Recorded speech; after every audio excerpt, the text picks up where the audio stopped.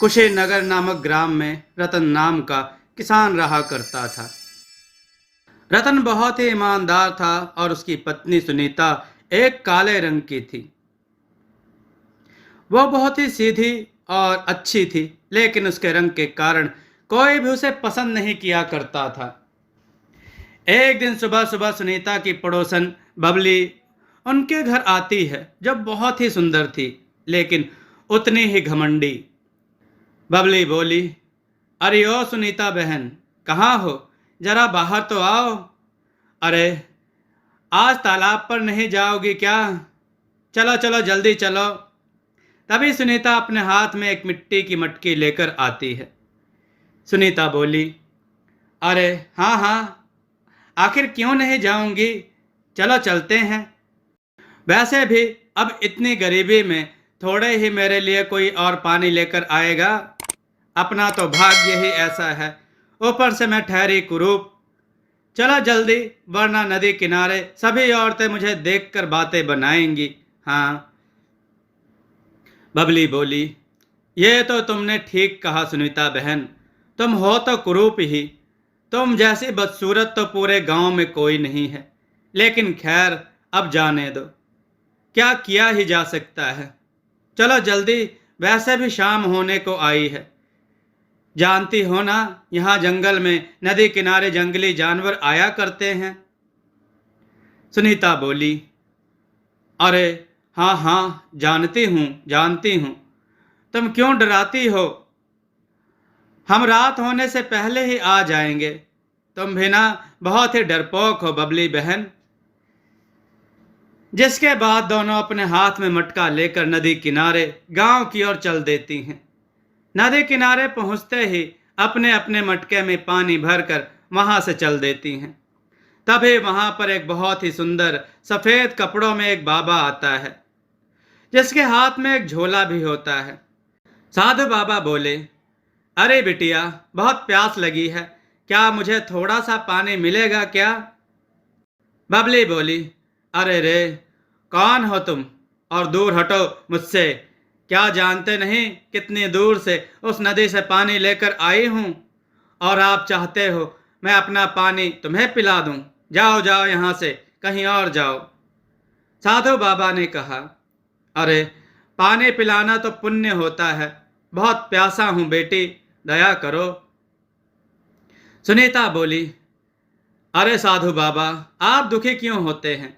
आप मेरी मटकी से पानी पी लीजिए, लीजिए पीजिए। बबली बोली, हाँ हाँ, तुम ही पिलाओ अपनी मटकी से इस बूढ़े को पानी, हर समय अच्छी बनती हो। सुनीता बोली, नहीं बबली बहन, साधु बाबा को प्यास लगी है, बस इसलिए, वरना पाप लगेगा। हाँ। सुनीता ने कहा, लीजिए बाबा, आप पानी पीजिए। बाबा ने कहा, ठीक है बिटिया, तुम ही पिला दो, ऊपर वाला तुम पर कृपा करेगा। पानी पीने के बाद साधु बाबा बोले, बहुत बहुत धन्यवाद बिटिया, तुम एक नेक दिल इंसान हो, ऊपर वाला तुम्हारा भला करे। अच्छा, अब मैं चलता हूँ। हाँ, सब माया है। बबली मन में सोची, ये कुरूप सुनीता बहुत ही चालाक है, हर किसी से अपनी प्रसन्नता करवाना चाहती है। बस हाँ, बड़ी आई कल्लो कहीं की। जिसके बाद सुनीता और बबली भी थोड़ी ही दूर पर आगे चलती हैं। उन्हें चमकता हुआ घड़ा दिखाई देता है। बबली उस घड़े को देखकर हैरान हो जाती है। बबली बोली, अरे वाह वाह, वो देखो सुनीता, कितना चमकदार घड़ा है। वाह, चलो चलकर देखें तो सही, आखिर क्या है इस घड़े में। सुनीता बोली, नहीं नहीं बबली बहन, रात होने वाली है, अब हमें घर चलना चाहिए। चलो यहाँ से, हमें लालच नहीं करना चाहिए। हाँ। बबली बोली, अरे रे, एक बार देखने तो दो, आखिर क्या है उस घड़े में। तुम तो इतनी बदसूरत हो, उतने ही मंदबुद्धि भी, चलो मुझे देखने दो। बबली की ऐसी बातें सुनकर सुनीता चुप रह जाती है। जिसके बाद बबली उस चमकते हुए घड़े के पास जाती है और देखती है, उसमें खूब सारा सोना चांदी होता है। बबली बोली, अरे वाह वाह, देखो तो सही कितना सारा धन है। अरे वाह, इतना सारा धन तो मैंने कभी नहीं देखा। हाँ, कभी नहीं। सुनीता ने कहा, अरे लेकिन इस जंगल में धन से भरा घड़ा आया कहाँ से? मुझे कुछ सही नहीं लग रहा। चलो ना यहाँ से बबली बहन, रात होने वाली है। बबली मन में बोली, अभी यहाँ से जाना ठीक नहीं होगा। अगर ये धन से भरा घड़ा लेकर गई तो यह सुनीता सबको बता देगी। नहीं नहीं, मैं ऐसा नहीं होने दूंगी। अब तो यह धन से भरा घड़ा मेरे ही होगा। बबली बोली, हाँ ठीक है, तुम कहती हो तो चलो यहाँ से। वैसे भी रात होने वाली है, चलो चलते हैं यहाँ से। जिसके बाद बबली और सुनीता अपने अपने घर चली जाती हैं। तभी रात को बबली अपने झोपड़े में लेटे हुए उसे धन से भरे घड़े के बारे में सोचती है। बबली ने कहा, अरे वाह, कितना सारा धन था उस घड़े में, लेकिन उस सुनीता की वजह से मैं उस घड़े को नहीं ला पाई। अगर ले आती तो कितना अच्छा होता।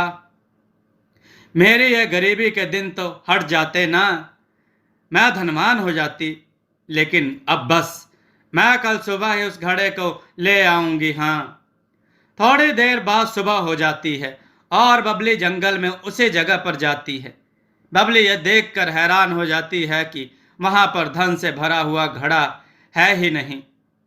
बबली बोली, अरे ये क्या, कल तो वो धन से भरा घड़ा यहीं था, अब कहाँ चला गया? कहीं वह कुरूप सुनीता तो घड़ा नहीं ले गई? चलकर देखना ही पड़ेगा। जिसके बाद बबली अपने हाथ में एक मिट्टी की मटकी लेकर सुनीता के घर जाती है। बबली बोली, ओ सुनीता बहन, आज चलना नहीं है क्या नदी किनारे पानी लेने? मेरे घर में तो एक बूंद पानी भी नहीं है, चलो ना चलते हैं। जिसके बाद बबली की नज़र सुनीता के पूरे घर में दौड़ती है, लेकिन उसे कुछ भी नजर नहीं आता। बबली बोली, अरे यह क्या, यहाँ तो कहीं भी वो धन से भरा घड़ा दिखाई नहीं दे रहा। क्या पता इस सुनीता ने वो धन से भरा घड़ा कहीं छुपा दिया हो। हाँ हाँ, यही हो सकता है। सुनीता बोली, अरे हाँ हाँ, क्यों नहीं बबली बहन, मैं तो बस तुम्हें पुकारने ही वाली थी। आज तो मेरे घर भी पानी नहीं है, चलो चलते हैं। जिसके बाद दोनों अपने हाथ में मिट्टी का मटका लिए नदी किनारे चल पड़ती हैं। दोनों नदी से अपने मटके में पानी लेती हैं और वहां से थोड़ी दूर चलती हैं तो देखती हैं कि फिर से उन्हें वही चमकदार घड़ा दिखाई देता है। बबली बोली, अरे वाह, यह तो वही धन से भरा घड़ा है। हाँ, बहुत ही अच्छा। लेकिन इस बार वहां पर उस घड़े के पास एक और घड़ा होता है जो बिल्कुल खाली होता है। बबली बोली, अरे वाह वाह, आज तो मैं इस धन से भरे घड़े को अपने साथ लेकर जाऊंगी। हाँ, अब यह घड़ा मेरा होगा, बस मेरा। सुनीता बोली, लेकिन मुझे कुछ ठीक नहीं लग रहा बबली बहन। बबली ने कहा, अरे तुम चुप करो सुनीता बहन, देखो यह धन से भरा घड़ा तो मैं लेकर ही जाऊंगी। हाँ, अब से मैं बहुत धनवान हो जाऊंगी। सुनीता ने कहा, अच्छा तो ठीक है, लेकिन देखो तो जरा, यह दूसरा घड़ा भी कितना सुंदर है। अरे वाह। बबली बोली, अरे हाँ हाँ, वो तो दिख ही रहा है, लेकिन यह तो बिल्कुल खाली है, और फिर इसमें भला करूंगी क्या मैं? सुनीता बोली, यह तो मुझे बड़ा सुंदर लग रहा है, इसे मैं रख लेती हूँ। बबली ने कहा, क्या बावली हो गई है सुनीता? आखिर यह घड़ा तो एकदम खाली है, इस खाली घड़े का क्या करेगी भला? तो मेरी तरह समझदार और चालाक नहीं है ना। एक ही धन से भरा घड़ा पाकर मैं तो सबसे धनी हो गई, सबसे धनी। सुनीता बोली, अरे बबली बहन, मैं आखिर इस धन का क्या करूंगी? ना जाने किसका धन है और यहाँ कौन छोड़ गया। नहीं नहीं, मुझे क्या, मुझे तो खाली घड़ा ही चाहिए। हाँ, यही मेरे लिए बहुत होगा। जिसके बाद दोनों वहां से चली जाती हैं। तभी वहां पर वही सफेद कपड़े वाला साधु बाबा आता है और जोर जोर से हंसने लगता है। बाबा बोले, सब माया है, हाँ सब माया है। अब माया अपना असली रूप दिखाएगी। लालच बुरी बला है। हाँ, बबली बोली, अरे वाह, आज तो मैं सबसे धनवान हो गई। अच्छा, अभी मैं इस घड़े को कहीं छुपा देती हूँ, कहीं किसी के नजर पड़ गई तो अच्छा नहीं होगा। सुनीता बोली, अरे वाह, कितना सुंदर घड़ा है, मन करता है इसे देखती ही रहूं। अगर मेरे पास कुछ चांदी के सिक्के होते तो मैं इस घड़े में उन्हें रखती। वाकई बड़ा सुंदर घड़ा है। सुनीता के ऐसा बोलते ही उस घड़े में अचानक से तेज रोशनी होने लगती है और उनसे कुछ चांदी के सिक्के भी आ जाते हैं। सुनीता बोली, अरे वाह, चांदी के सिक्के, यह तो चमत्कार हो गया। लगता है यह कोई जादुई घड़ा है। मैं कुछ और भी मांगती हूँ इनसे। हे जादुई घड़े, क्या तुम मुझे एक सुंदर चमकता हुआ सोने का हार दे सकते हो? बोलो बोलो। तभी उस घड़े में से फिर से रोशनी होती है और उसमें से सोने का हार आ जाता है। सुनीता बोली, वाह, कितना सुंदर हार है। इस जादुई घड़े को पाकर तो मैं धन्य हो गई। बस अब मुझे इस घड़े से और कुछ नहीं चाहिए, इतना ही काफ़ी है। जिसके बाद सुनीता बहुत ही खुश हो जाती है। अगली सुबह बबली फिर से सुनीता के घर आती है। बबली सुनीता के गले में वो चमकता हुआ हार देखती है और हैरान रह जाती है। बबली बोली, अरे ये क्या, इतना चमकता हुआ हार तुम्हारे पास कहाँ से आया सुनीता बहन? तुम्हें तो वो खाली घड़ा मिला था ना, तो ये हार कुछ समझ में नहीं आया। सुनीता बोली, अरे बबली बहन, वो खाली घड़ा कोई साधारण घड़ा नहीं, बल्कि जादुई घड़ा है। हाँ, उसके कारण ही ये सब हुआ है। लेकिन बस अब मुझे उस जादुई घड़े से कुछ नहीं चाहिए, मेरे लिए तो इतना ही काफ़ी है। बबली मन में सोचने लगी, क्या वो जादुई घड़ा है? ये क्या हुआ, वो घड़ा तो मेरे पास होना चाहिए था। मैं उसे पाकर बहुत धनवान हो जाऊंगी। मुझे वो जादुई घड़ा चाहिए किसी भी तरह। बबली बोली, अच्छा अच्छा ठीक है। अरे सुनीता बहन, आज जरा मेरी तबीयत थोड़ी ठीक नहीं है, इसलिए आज तुम्हारे साथ पानी लेने नदी किनारे नहीं जा पाऊंगी, तुम ही जाओ। सुनीता बोली, अच्छा अच्छा ठीक है बबली बहन, तुम आराम करो, मैं चलती हूँ। जिसके बाद सुनीता वहाँ से चली जाती है। आधी रात को चुपके से बबली सुनीता के घर पर आती है, जहाँ सुनीता आराम से खर्राटे लेकर सो रही होती है। तभी बबली सुनीता की झोपड़ी में से जादुई घड़ा चुरा कर चली जाती है। बबली बोली, अरे वाह वाह, अब तो मेरे पास और भी अधिक धन होगा इस जादुई घड़े से। इस जादुई घड़े से और धन मांगती हूँ। बबली बोली, अरे ओ जादुई घड़े, मुझे खूब सारे गहने चाहिए, खूब सारे, दे दो ना मुझे गहने। जिसके बाद उस जादुई घड़े से खूब ढेर सारे सोने चांदी के गहने आ जाते हैं। बबली बोली, अरे वाह वाह, इतने सारे गहने। बबली सारे गहनों को पहनकर शीशे के सामने खड़ी हो जाती है। बबली बोली, अरे ये क्या, मैं तो इन गहनों में बहुत खूबसूरत लग रही हूँ। नहीं नहीं, मुझे इस पूरे गांव में सबसे सुंदर और धनवान होना है। अरे क्यों ना मैं इस जादुई घड़े से अपना रूप और अधिक संवारने को कहूँ। ये तो जादुई घड़ा है, ये सही रहेगा। बबली बोली, अरे ओ जादुई घड़े, मुझे बहुत सुंदर बना दो। इतना सुंदर कि पूरे गांव में मुझसे सुंदर कोई ना हो, कभी ना हो। कर दो मेरा रूप बहुत सुंदर। बबली के ऐसा बोलते ही बबली के मुख पर खूब सारे दाने निकल आते हैं। उसकी नाक लंबी हो जाती है। बबली जैसे ही खुद को शीशे में देखती है तो जोर जोर से चिल्लाने लगती है। बबली बोली, अरे रे, ये क्या हो गया, मेरा सारा रूप ही भयंकर हो गया। अब तो मुझे कोई देखना भी पसंद नहीं करेगा। हाय, अब मैं इन सारे गहनों का आखिर क्या करूंगी? कोई नहीं देखेगा मुझे। यह उस सुनीता की वजह से हुआ है। मैं इस सुनीता को ही घड़ा वापस लौटा दूंगी। जिसके बाद सुनीता बबली के पास आती है और उसका भयानक रूप देखकर डर जाती है।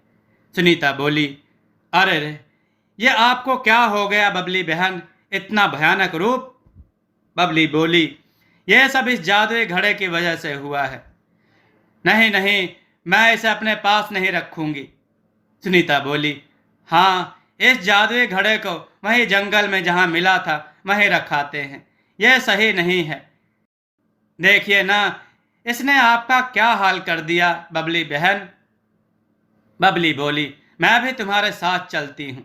जिसके बाद दोनों उसी जंगल में नदी किनारे जाती हैं और तभी वो उसी सफेद कपड़े में बाबा को देखती हैं। साधु बाबा बोले, अरे आ गए तुम दोनों। आओ आओ, मुझे पता था तुम यहाँ जरूर आओगी। सब माया है। सुनीता बोली, आप यहाँ क्या कर रहे हैं बाबा?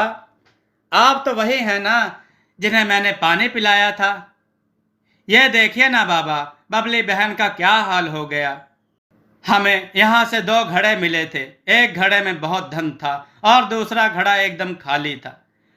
बाबा, ये वही खाली घड़ा है जिसे मैंने लिया था। ये एक जादुई घड़ा है। इसने बबली बहन का क्या हाल कर दिया। साधु बाबा ने कहा, मैं जानता हूँ बिटिया, सब जानता हूँ। इस बबली बिटिया का यह रूप जादुई घड़े ने किया, लेकिन क्यों किया यह भी जानता हूँ। यह मेरी ही माया थी बेटी। ऐसा सुनकर बबली और सुनीता दोनों हैरान हो जाती हैं। बबली बोली, आपकी माया? आखिर कैसे? मेरा यह भयानक रूप आपकी माया की वजह से हुआ, आखिर क्यों? साधु बाबा बोले, मैं इस जंगल में रहता हूँ। मैं कोई साधारण मनुष्य नहीं हूँ, बल्कि एक तपस्वी हूँ जो भेष बदलकर इस जंगल में तपस्या किया करता हूँ। उस दिन जब मैंने तुमसे थोड़ा पानी मांगा तो तुमने अपने अहंकार के कारण मुझे पानी नहीं पिलाया, उल्टा मेरा अपमान किया। तुम एक लालची और घमंडी स्त्री हो, यह तो मैं पहले ही समझ गया था। इसलिए ही मैंने ही वह माया रची। ये दोनों मायावी घड़े मेरे ही बनाए हुए हैं। एक मायावी घड़े के धन से तुम्हारी लालच की भूख शांत नहीं हुई तो तुमने इस नेक दिल सुनीता बेटी का घड़ा भी चुरा लिया, जिससे तुम्हें जरूरत से ज्यादा प्राप्त करना चाहा। पूरे गांव में सबसे सुंदर बनने की चाह ने ही तुम्हारा यह हश्र किया। बबली बड़ी जोर जोर से रोने लगती है। बबली बोली, मुझे माफ कर दीजिए बाबा, मुझसे बहुत बड़ी गलती हो गई। मुझे अत्यधिक लालच नहीं करना चाहिए था, लेकिन अब ये मेरा भयानक रूप, अब मैं क्या करूं? बाबा बोले, यह भयानक रूप तुम्हारे ही लालच का फल है। इससे अब तुम्हें कभी मुक्ति नहीं मिलेगी। हाँ, बाबा ने कहा, और सुनीता बिटिया, तुम एक नेक दिल इंसान हो। क्या हुआ जो दुनिया वालों के बनाए गए सुंदरता के पैमाने में तुम्हें सुंदर नहीं समझा जाता, जिसके बाद बूढ़ा वहां से वापस चला जाता है। और बबली जोर जोर से रोती रहती। बबली ने कहा, यह मैंने क्या कर दिया? मुझे लालच नहीं करना चाहिए था। अधिक रूपवती होने के लालच ने मुझे ले डूबा। हाय, क्या कर दिया मैंने। दोस्तों, आपको यह कथा कैसी लगी? अपने विचार और सुझाव कमेंट में जरूर दें। हमारी कथाओं को लाइक करें, हमारे चैनल को सब्सक्राइब करना न भूलें। हमारी कथाओं को शेयर जरूर करें, जिससे लोगों को अच्छा ज्ञान प्राप्त हो। जय श्री राम भक्तों।